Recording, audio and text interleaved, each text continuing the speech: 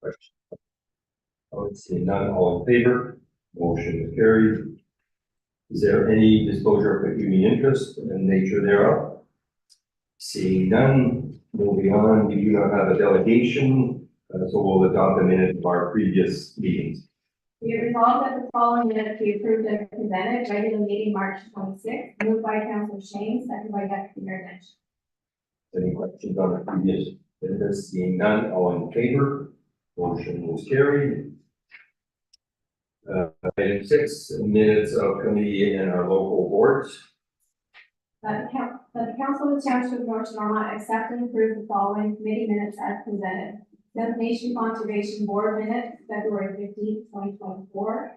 Raisin Region Conservation Authority Board of Directors Committee minutes, February 15th, 2024. North Stormont Committee of Adjustment minutes, March 5th, 2024. Moved by Councilor Shane, second by Councilor McDonald. Any questions on the agenda? Seeing none, all in favor, motion is carried. Moving on to receiving the monthly staff reports and recommendation. We resolve that the following monthly reports be received: Arena CAO, Finance, Fire, Bylaw Enforcement, Building and Public Works. Moved by Deputy Mayor Denton, second by Councilor Shane. Thank you. Any members of council have questions for Jennifer? We'll go ahead and Councilor McDonald. I just wanted to compliment you on the finance report. I thought it was really well written, and I also noticed things like digitizing electronic signatures to reduce paper. I thought that was great. It's being like little tiny improvements and things that are going on. It was very helpful. So I'm not sure if it was the first one, but I thought it was pretty well done. Go ahead, Deputy Mayor. Thank you, Mr. Mayor. One of the things that I'd love to see in the staff reports, if possible, now that we have some focus on the building activities that are going on, is whether or not we can introduce some form of work plan so that we can get a sense for the work that's been accomplished, what's coming up in the near future, and kind of general timing as best as it can be predicted out into the future of some of the work that's happening on the new building. So I'm wondering if that's something that easily accommodated, just so we can kind of stay aware of how things are thinking about that project. Yeah, add to that, Mr. Palmer. Through the chair, yes, we can certainly do that, and the treasurer does indicate that she does have some way that we can utilize to put kind of milestone dates and of course that will shift as the project moves forward, which is. Would sorry for you, Mr. Mayor, would quarterly be okay, like plan completed, whatever, or Whatever's simplest, like quarterly probably the easiest, you'll know what's happening, what's planned in those orders, and what the status is, if it's been started or if it's been completed, but at least you get the whole year's worth of. sure. So it's broken out quarterly, but as certain deliverables are happening, Absolutely. you'll put the approximate date that they're starting. Don't be a common. I think I just wonder whether or not certain things will happen more quickly before we, as you said, plan out as a fan of the balls going up or each back is going and whatever the things are. Well, I can certainly provide a template and then council can tweak it to maybe what they wish. Perfect. Yeah. Thank you. Any questions on this? I go ahead, Councilor McDonald. Just a quick comment, actually, of thanks to the CAO and also our public works department. We're working together with the counties for the solar best planning. That was obviously quite the day, and it was quite a success. I mean, from Cornwall, obviously the weather wasn't too cooperative in some other areas, which forced a lot of people into our neck of the woods. So seeing that increase traffic on the roads was great to get those updates as they were coming in. We're seeing a lot of time back up in places you never see back up. Thank you.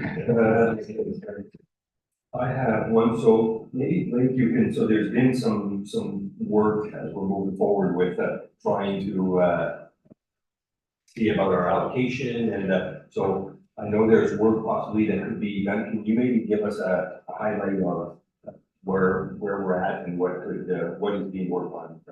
Okay, yes, to the mayor, to the chair. On April 5th, the Public Works Department went around to do investigation on, manholes where you get an indication of, higher influence of flow between manhole to manhole. And so, on the fifth, we found 5 areas that we have concerns with. And following up with that, we're working with Aqua, side by side, out of the afternoon of the 11th, we're going to reinvestigate with Aqua to, determine a game plan to present to, I believe at that time it's going to be to Craig and council to say what we should be looking at and what we should be doing. In the same time, what we putting together 3 agreements with haulers that if we do have a high influence level and one day that our pump station cannot manage the flows, which it hasn't happened before, but we're looking at trying to have a plan together to make it feasible to increase development. And after the high flow with I should say we. I forgot to say that we here with them all. But anyway, after the high flow event we had put our numbers up in 2023, we did actually proceed last year after the event to actually seal 3 manholes that were leaking excessively. That basically that is done by the inside with a reasonable cost, and so that's basically where we stand there. And I mean, without getting into the full details of what our game plan is, we are looking at possibilities of what we can do to give council the authority to increase the capacity of housing development with the water and sewer system. So with that said, I've been, side by side with Craig, talking to our road superintendent to come up with that side of things. We also have RB Anderson, which are preparing their service master plan, helping us out, just identify. Aqua has been a great help. So what we're trying to see is if we can find some allocation with the events that took place. Our peak flows are high. If we were to remove and use more of a median, it would buy us the time so our developers can keep operating. We can look at, still looking at funding and putting out applications to deal with our the boom, but at the same time, it's short term, but I think we owe it to our developers if it comes to a standstill. It's not good for the municipality. It's money that our developers have invested and now they're kind of stopped. So I think we're on the right path, and I'm confident that we'll be able to survive by the next meeting, to at least have something in front of council to make that decision valid with support from all the parties involved. So do you have anything to add, Greg? No, Blake's already touched on the investigative process within the net partnership with Aqua and our external engineer. And again, we're just trying to explore opportunities, as you've already said, to identify as high an allocation as we can from a reasonable perspective, and still have contingency plan in place should we have one of these extreme weather events that we did last year that provided with that response. I think Blake's touched on the majority of the items we wanted to discuss with council, but for our developers, we should have firm numbers for council consideration at the next meeting.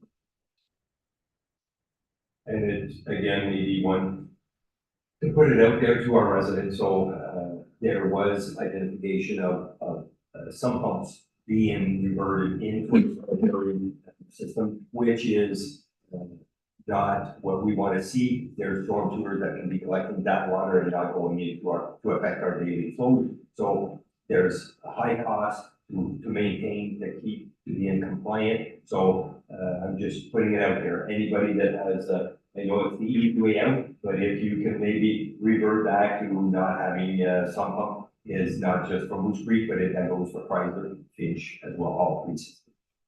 I hope the message will be risky. But moving on, any other further questions to our staff? Seeing none, all in favor of accepting the reports? Motion is carried. Moving on to item 7.2, reduction of security, reduce the security requirement for pre-servicing agreement. That the council of the township of North Charlotte approve a reduced minimum requirement of $50,000 for securities for pre-servicing agreements. Moved by Councilor McDonald, second by Councilor Shan. So, Peter, would you like maybe just to put some information in front of us for council just to get an understanding of the clearly of this? Sure, thank you, Mayor Laundry. So, whenever a developer is building a subdivision, part of their agreement is they have to put security up, that's to cover the cost of the work. So if they, went out of business or the development wasn't finished, the municipality can finish it off and allow all those residents to have their roads paved, water, sewer, everything off. Before they do that, though, a lot of times they want to kind of get started and lay out the water and sewer and put some of the gravel down before they finalize all the documents. So we have a pre-servicing agreement that's at their own risk. They can basically go ahead and start the work as long as they're getting inspected. So we've had two developers ask us to have reduced securities. There's other municipalities, Ottawa, Castleman, and Nation, that all have only a kind of a smaller deposit for that pre-servicing agreement. Then when they're actually registering a subdivision, when they can actually create all the lots, that's when they put the rest of their deposit in. So we looked at those other municipalities and North Dundas as well, they did the same thing. So we're recommending that North Carmel follow the same way and have it, instead of requiring 100% upfront before the subdivision is registered, have a $50,000 security. And it seems to be all around this municipality doing that. Not everyone, some still have 100%, but it seems to be a lot of our neighbors are doing that, so we're recommending North Carolina follow. Go ahead, Deputy Mayor Gassion. Thank you, Mr. Mayor. Thank you, Peter.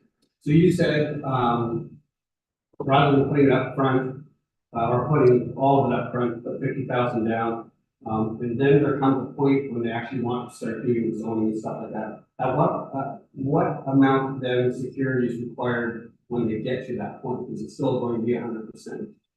Yeah, but at that point, they would have already completed a lot of the work, kind of on their own property, before it's been taken on by the township. So for example, let's say there was $2 million they had to complete for the subdivision. Well, maybe by the time they're ready to do their first phase, they've already completed 1 million of that. So instead of requiring the 2 million upfront, we'll have the engineer inspect it, and they can do all the first million at their own risk, just to kind of get the subdivision going. And then when they're going to approve the first phase, that's when they put the other million down. So instead of building 2 million, then spending all that time building, if they're not getting any money from all the lots coming in, then when you actually want to create the lots, you still have to keep your 2 million. We'll just let them, and this is other municipalities doing the same thing.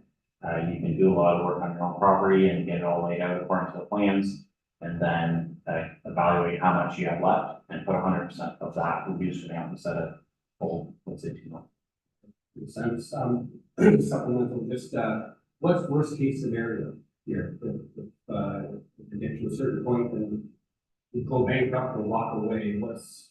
Well, we all have agreements that they have to sign on their own risk, and ultimately the township doesn't have to assume any of that work. So the worst case scenario for them is they just have a bunch of pipes in the ground that aren't necessarily connected into our system, and it's all private, and just, I guess, sits there until whoever buys the property from them would take on the work and sign a new agreement.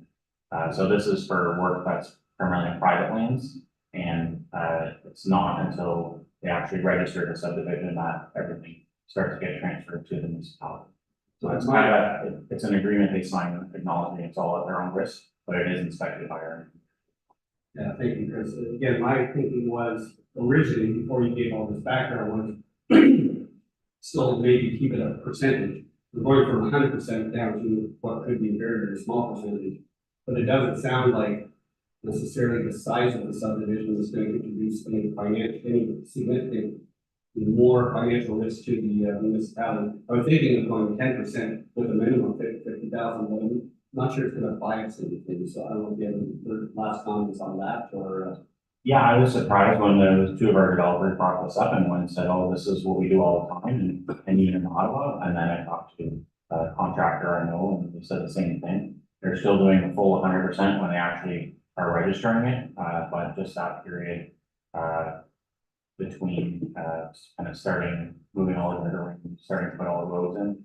While they can't sell any lots, they can't make any money, at least at their own risk, they're going ahead, and then it's always worked out for those municipalities. The risk is that it's already registered and then the developer goes bankrupt, that's when you have people that have bought the lots and they might have a home, let's say you have 10 homes built, you still have 20 more lots that need to be serviced, that's where the municipality runs into risk. But if it's done before any of the final registration, then it's just your developer has all these pipes and roads on their property they need to put.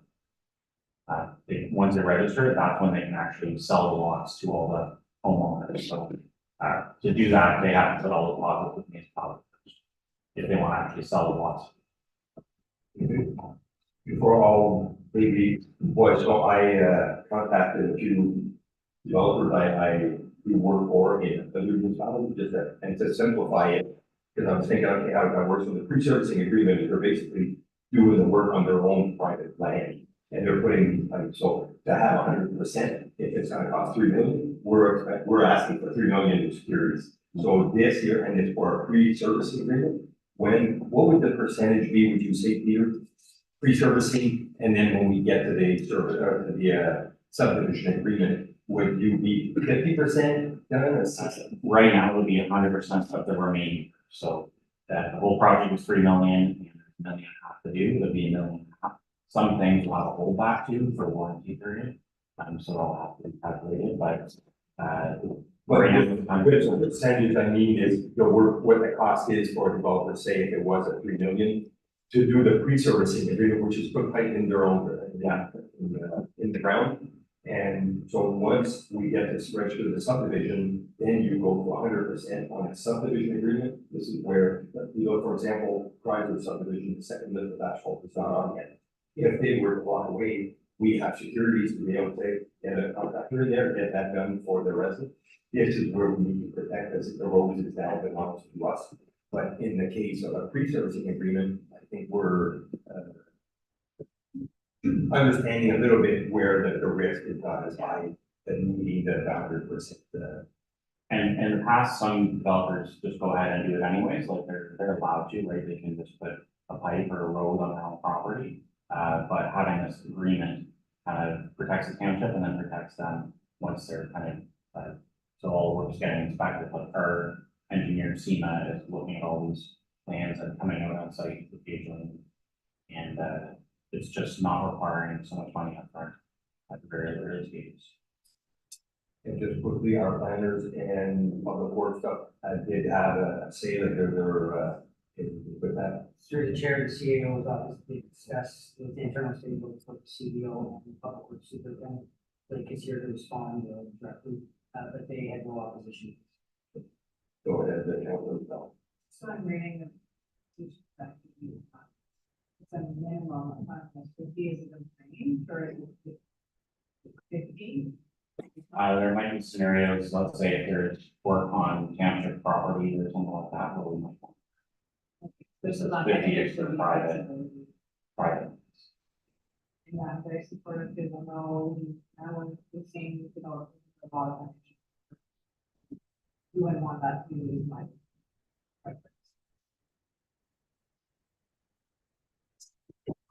Any further questions? Motion, see none.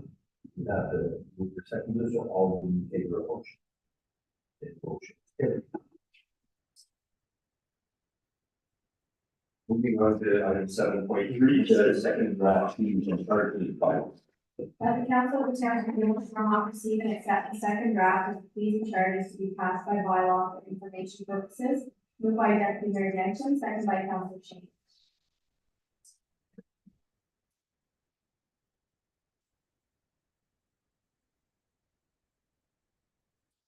Fire and some nice highlights, but From what I understand, Craig and both guys do schedule Through the chair was deferred because council did want a bit more information on Schedule G, which is the Public Works. Fees and in charge of Blake is here to respond to those.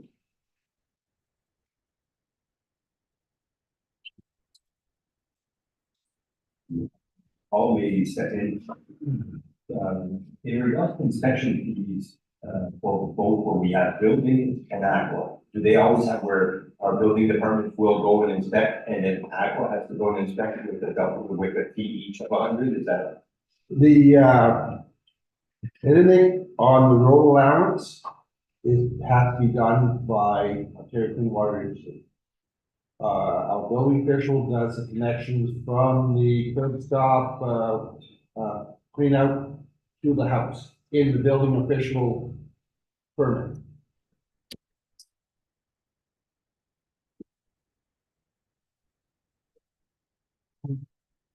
Yeah, so Craig, I think you volunteered to do some homework back on this in terms of, potentially incorporating a penalty for connections for somebody turning on without, being turned on. Did you find anything on that topic at all, or?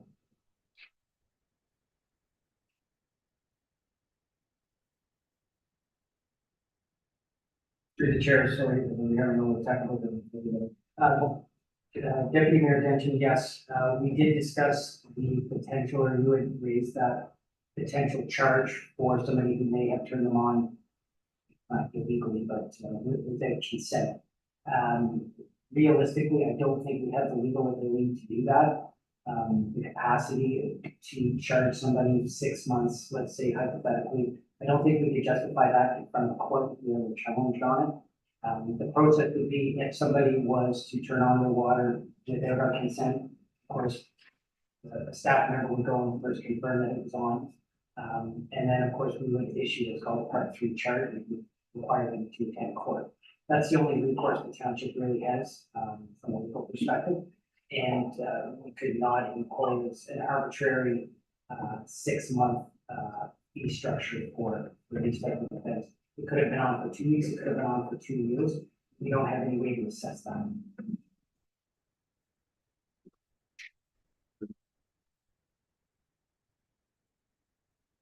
Just on that same note, Blake, maybe you can answer that over, regional past year. Is this something that you've seen over your time working with Aqua, where you had many, or is it just that you did get unauthorized connections? There has been a few.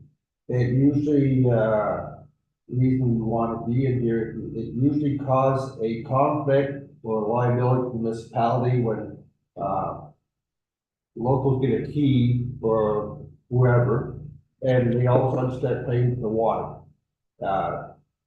Under the law, the only ones who actually turn water on and run the system is a certified, technician through the Water Resource Act, or I can't remember, Aqua, basically what it is.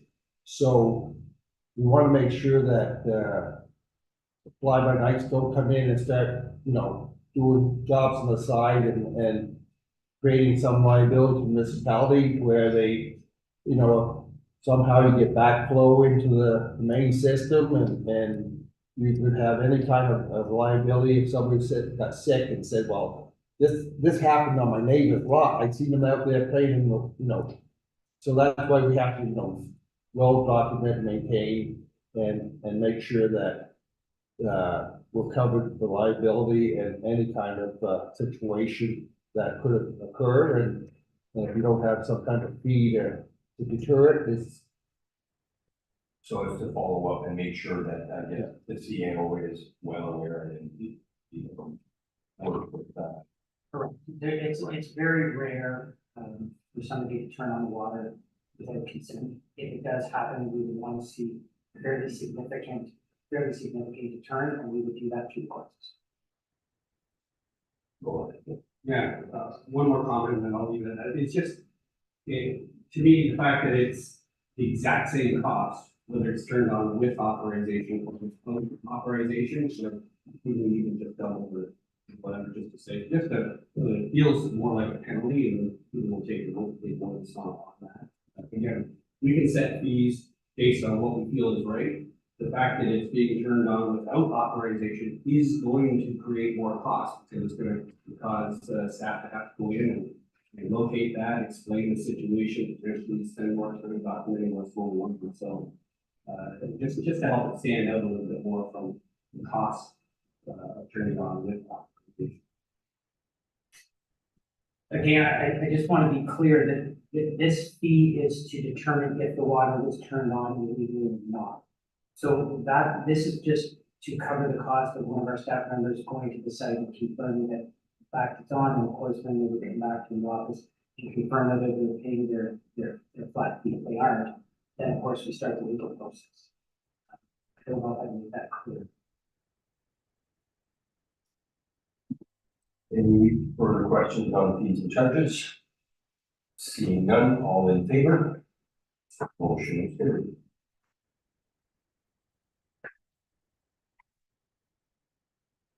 Moving on to council deliberation. Be resolved that bylaw number 28-2024, being the bylaw to repeal and replace bylaw number 34-2023 in its entirety to set remuneration expense allowances for members of the council of corporation township of North Norwalk. Be read the first, second, and third time, passed, signed, and sealed this night, day of April 2024. Moved by Deputy Mayor Denton, second by Councilor Shi. Any questions? Go ahead, Deputy Mayor. Just another comment. Generally speaking, I'm fine with most of it. The only thing that I'm wanting to put on the table to see how everybody else reacts is, the ability for a councillor to miss 5 meetings per year without penalty just seems very, very generous. I would be happy to move that back to 3. I don't think, I think it's rare that we even see people taking that. And if there does become a problem, it'd be nice to kind of get that nipped in the butt earlier rather than later. So I don't know how everybody else feels, but there is as well in item 9 on that, it says, should a member of council miss more than 5 regular meetings in a calendar year without being authorized to do so by resolution of the council. So if there is a situation where somebody's been off sick or whatever, I think maternity leave was covered in this whole topic was brought in, so that's kind of off the table as well. There still is the opportunity for council to address this if this becomes an issue. So my thinking is I'd be happy to see that down to missing 3 per year, rather than 5. Any comments or in regards to that? Councilor Gonzalo? 2, does anyone know why it was 5 and what maybe? Since I know background of the. Through you, Mr. Mayor, and all fairness, I copied the previous bylaw, so I don't know where that 5 came about. But I mean, it's an opportunity for council to change it to 3 if they so wish. Through the chair, again, that was the same number when I transitioned in 2019, so that didn't shift it. 5 meetings, 5 meetings, so I don't have the logical explanation for the 5, but we need to see what realistically is. Under the council. To be honest with you, I'm not sure if there's a precedent with in general, so I don't know overall across the province if this is the number that we see in front of us. To be honest with you, I have faith in my council for this term.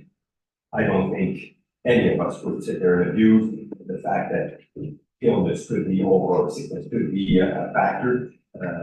Like I said, whether we have it at 5 or at 3, I think has no bearing on the 4 members that are sitting with me on this council. But again, majority will. We have 4 members, I think they're still working full time. They're still. I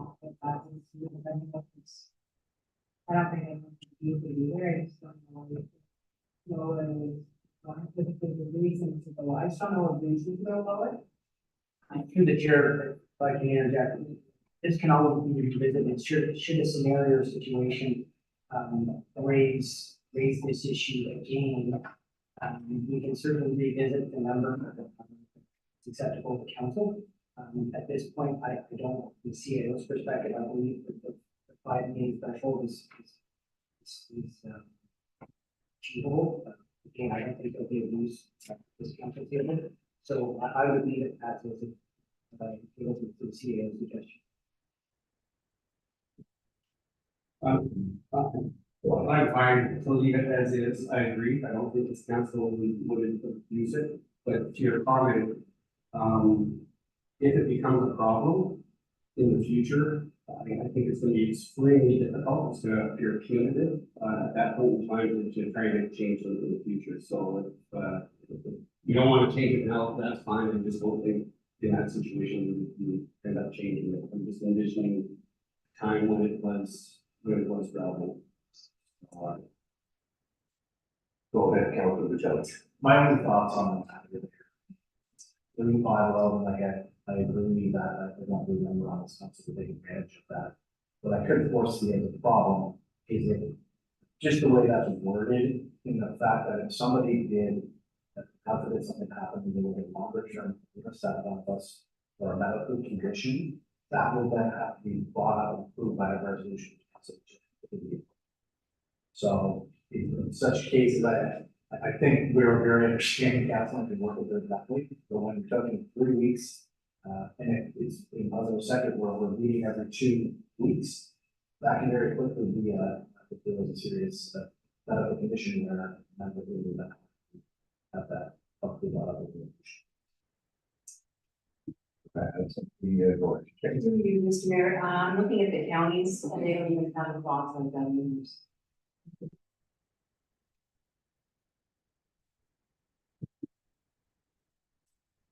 So, like I said, I'm safe to say if there was something that needed to be addressed, I think I understand the circumstances of possibly, but then there's the other side that, that's one of the jelly show, it's even take, but for this term, I'll get my hats to my fellow councilmen, I think we're good with that.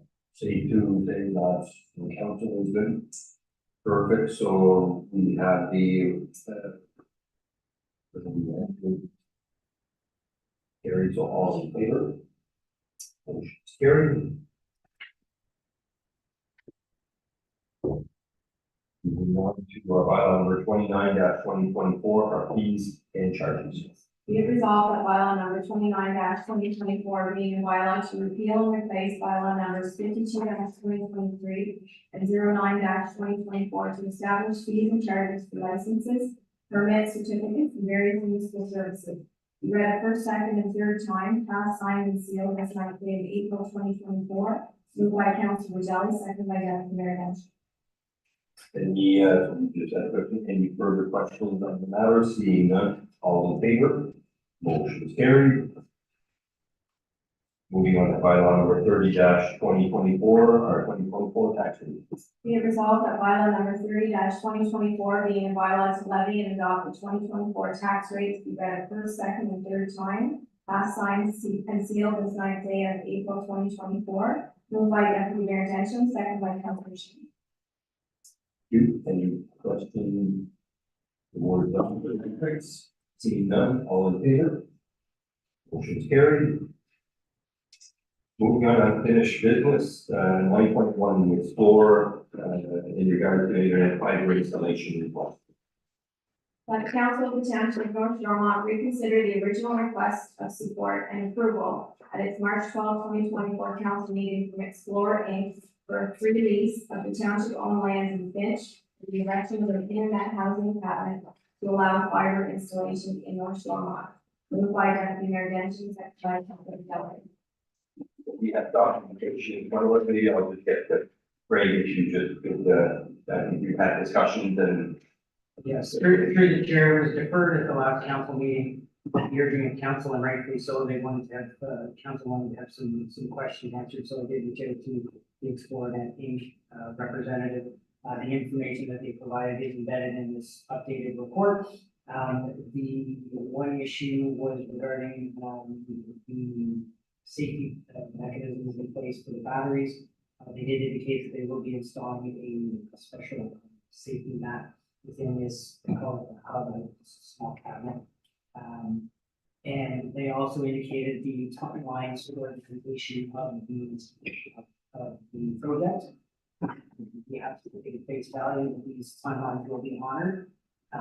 There's always some level of risk. I do have some assurances or cautious optimism that because of the provincial and federal government's funding these projects that the risk is somewhat reduced. But again, the items that council had requested are embedded in the report. I hope they're sufficient. Ultimately, this hub is required to do the foundation for the fiber to be installed in Finch. So I think we have to take the cautious approach of having a level of trust in this service provider. We approved, I recommend the council approve this.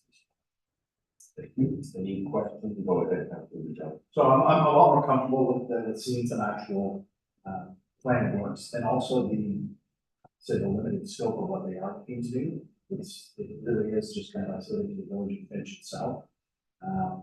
Who on top of this plan also already do have other options for internet providers should there be any type of delays, including improvements to the bell towers in Finch to allow for wireless home direct internet access. So yeah, I think in this case, we feel safe, as a council, knowing that the area will have fiber. Good that not happen, climate fashion, the residents aren't going to be held hostage waiting for some other provider that they do have options. And Councilor McDonald did ask a very important question at the last council meeting, and our aqua partners did review the information, and we did indicate that so long as precautions were taken around the wellhead, they were comfortable with this. So I'm sure and they will assist me making sure that when this is all being done, that we have our aqua partners ensure that there's no safety issues with that option.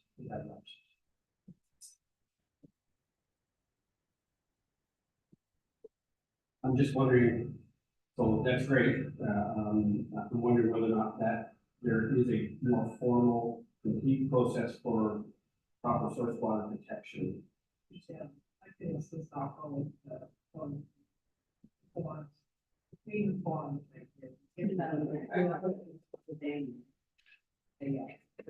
Last year, I didn't. Won't say in the, we just want to make sure it's done right. All good. So the motion's on the table, moved in second, so all in favor? Motion carries. Moving on to the conveyance of the La Flèche Industrial Park roads to GFL. That the council of the township of North Stormont declare these subject lands as surplus to the needs of the municipality. PIN 60115-0075 LT, Birch Road, Plan 354, North Stormont. PIN 60115-0076 LT, Elm Avenue, Plan 353, Elm Avenue, Plan 354, North Stormont. PIN 60115-0077 LT, Cedar Street, Plan 353, North Stormont. PIN 60115-0078 LT, Maple Road, Plan 353, North Stormont. PIN 60115-0079 LT, Pine Street, Plan 353, North Stormont. PIN 60115-0119 LT, Block A, Plan 353, North Stormont. Be it further resolved that the council of the township of North Stormont direct the CAO clerk to proceed with stopping up and closing of the subject land as to bylaw number 38-2016, policy for closure and sale of unopened door allowances.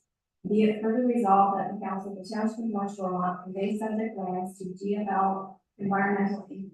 as per the original report of February 20th, 2024, and subsequent report of March 12th, 2024 for $1 as a consideration for mutual release from the obligations of the subdivision agreement, instrument number 138318. And be it further resolved that the council of the township of North Stormont bring back the bylaw to stop up and close said subject lands, the bylaw to sell said subject lands. Moved by Councilor Shane, second by Deputy Mayor Dench. think we should be done. Thank you. So, this is where I think Peter has given us a report to support all this at the last, I believe, the last meeting. So, anything else to add? Through the chair, I'll let Peter interject or, the deputy clerk interject, but for transparency purposes, this was a corrective action. This was previously approved by council. And the roads that we're speaking to tonight were never actually developed, they don't exist.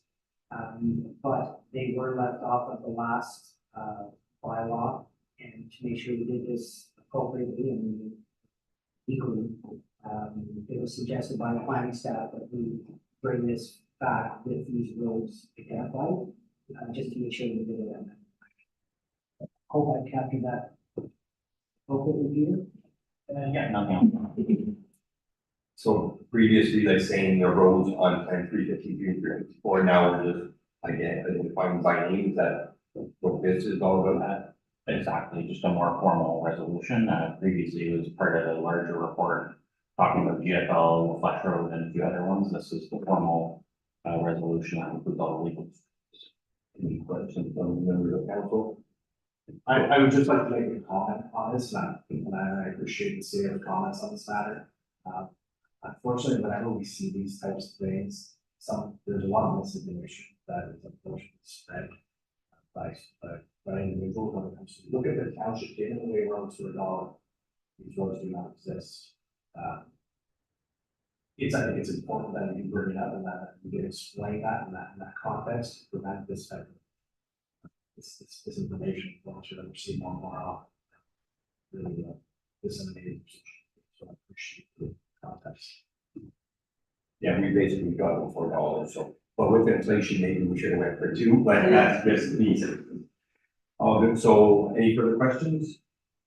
So this will have the effect of transferring, the Flash Road, if it's after the road to the GFL. Okay. It's going to be good, but as in 60115-.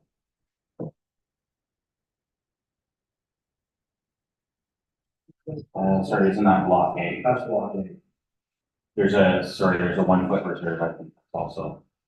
The block A, there was a previous resolution for Flash Road. That was the previous resolution was just for Flash Road to close, and then this is. I think that's where the. These have them separated, there is. It was unintentionally omitted by the accuracy of the so that's why we brought it back, just so we can make sure we do this correct. I really appreciate it, and I really appreciate the map, the labels and everything. It's very rare. Thank you, Leanne. Please. Page, here we are, so. Yeah. So, I don't think that's needed, so seeing no further questions, all in favor of the motion. Motion is carried. New business, which was added, I believe it's part of operation, so that's why I wanted to make sure to have our treasurer and her team be able to move forward with this. So under new business 10.1, I'd like to look at the Canada Revenue Agency authorities or the changes. The Council of the Township of North Beaumont amends the contact and requesting information to the following individuals for business numbers 872020193, RT0001, RT0002, RT0003, RT0004, RT0005, RT0006, and RT007. To Kimberly A. Goyette, Treasurer, Primary Contact, Melissa Kyer, Gardner, Deputy Treasurer, Alternate Contact, Craig Caller, CAO, Clerk, Alternate Contact, moved by Deputy Mayor Denton, second by Councilor. Thank you. Before I go to questions, so everybody's had that where there's one thing I have, it's in my wife's name, and if I was to phone and they don't want to talk to me, so this is where our treasurer's been, not being able to answer some of the questions and the operational part of it that I've mentioned. So any discussion with members of the council? Seeing none, all in favor, motion, and the motion is carried. Thank you. moving on to correspondence, which goes from 12.1 to 12:19. Madam Clerk. Be it resolved that correspondence as listed as items 12.1 to 12.19 on the agenda be received. Moved by Councilor McDonald, second by Deputy Mayor Hale. Anything members of council doesn't go ahead that you mentioned. Thank you, Mr. Mayor. There was one item, page 137, which was a resolution by the Township of Adelaide, Metcalf, talking about increasing the loan amounts for Calgary, loan limits. I don't know whether or not we suffer from a limit that's too low, and is that something we want to support, or are we fairly fine with the way they are right now? Through the chair, I have limited knowledge. We haven't had any inquiries as far as I know since I've transitioned here, and hopefully the treasurer can provide some insight. There is a limit of about $50,000, and sometimes if the drains more, they straddle it over 2 years. So really, I don't think it's an issue for us, but larger municipalities with larger systems, the cost of putting the drains is substantially higher than it used to be, so. Yeah, I know we've approved a couple of loans, but they've been under $20,000 or something like that reserve rate, so okay, that's great. The other item, which just follows that, was this just an FYI from Dundas Manor? It sounded like they wanted to do fundraising on the streets of Chrysler. Is that, do we treat that as just an FYI, that's activity that's going on? Is that?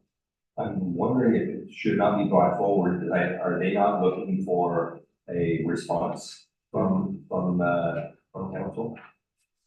Because I think they're reverting instead of the door to door.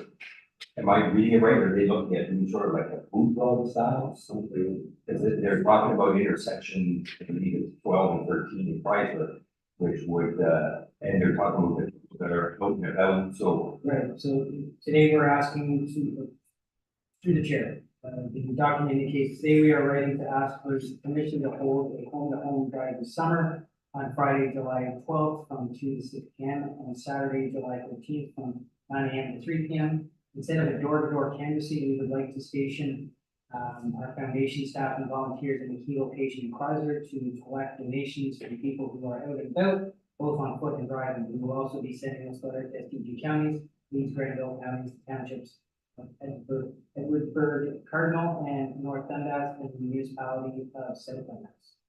Location would be dependent upon your approval and the availability of volunteers for North Stormont. We're looking at the street corner of Concession Street West and Queen Street, County Road 14, where it is safe to do so, or another location of your suggestion.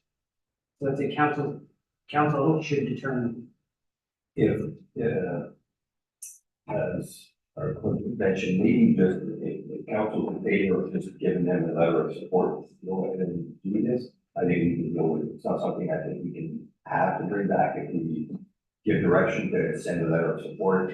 I believe that I can maybe, I don't know, does the fire department still do a boot drive? I know I've been out of the business, but is that still ongoing? It's funny you should mention that. We've had that same conversation this week about going back doing a boot drive, but I don't know which event they will pick. So I know there were certain events that they were participating in, and some of these events are no longer happening, and they're rescheduling everything. So this is a conversation we're having with our stations actually in the current week. And North Dundas, the North Dundas fire service. So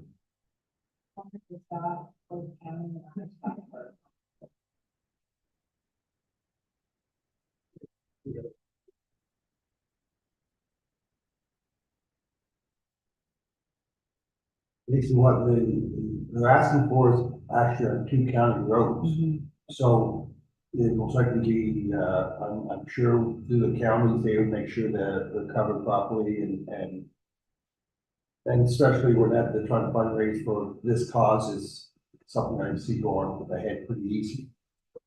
I think they're going across and so they're not just, yeah, I know, wage up there and that. So I'm in favor, so there'll be a show of hands who's in favor where we send a letter of support. We could have just reaching out to our county counterparts, just to let them know of the date and the fact that it's under road allowance. But I'm in favor of sending out another support. Yeah. Through the chair, we would send it to the Washington to them as well, of course, and we would, of course, the meeting. All in favor of the sending the. Thank you. Any other further correspondence there? Questions on seeing none? All in favor of receiving them? Motion is carried. Our next schedule of our meeting will be pushed off at April 30th. We have Good Roads Convention in Toronto coming up on the 21st. And then our next one will be May 14th, 2024. No further session, so moving on to ratification confirming our bylaw. Be it resolved that bylaw number 31 twenty twenty-four being bylaw to adopt, confirm, and ratify council's actions at its regular meeting of April 9, 2024. Be read a first, second, and third time, passed, signed, and sealed, and open council this 9th day of April 2024. Moved by Deputy Mayor Denton, second by Councilor Shan. All in favor? Motion carried, and our adjournment. Be it resolved that this regular meeting adjourn at 7:23 p.m. Moved by Deputy Mayor Denton, second by Councilor McDonald. All in favor? Motion is carried. Thank you very much, council, for people joining us tonight.